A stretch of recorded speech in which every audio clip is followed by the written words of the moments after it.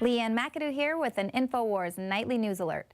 Now, it is no secret that corporate politics is business as usual here in the United States, but nevertheless, it's still shocking to report that the EPA has once again sided with industry lobbyists over public health by approving the use of a highly toxic pesticide linked to large-scale honeybee deaths.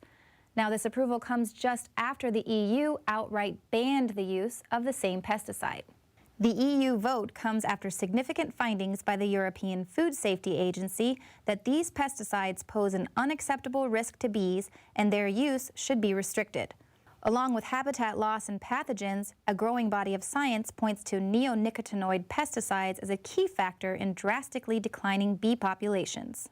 Hey, it's not safe enough for the Europeans, just give it to the Americans. They're totally cool with stuffing their faces with our lab-created cancer cuisine.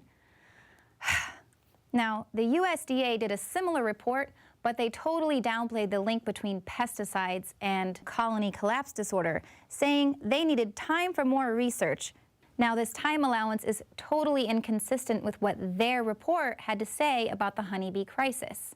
Currently, the survivorship of honeybee colonies is too low for us to be confident in our ability to meet the pollination demands of U.S. agricultural crops.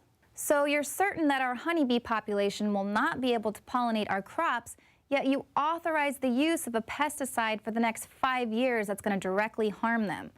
So how are we supposed to sustain our agriculture here in America? Oh, wait, that's right. Harvard roboticists are already developing swarms of tiny robot bees that can pollinate the dystopian fields of genetically modified crops. Well, thank goodness. Now we won't have to go totally hungry after Monsanto destroys our natural food supply. Thanks, guys. Now, if you're looking for any more reason to get totally fired up about Monsanto, we have a bunch of really great DVDs at the InfoWars store. The World According to Monsanto and Farmageddon are both excellent documentaries to educate yourself on the threat to our food supply. Also, check out my report coming up later this week on the March Against Monsanto, happening around the world on May 25th. It's not too late. We can still protect our food sovereignty.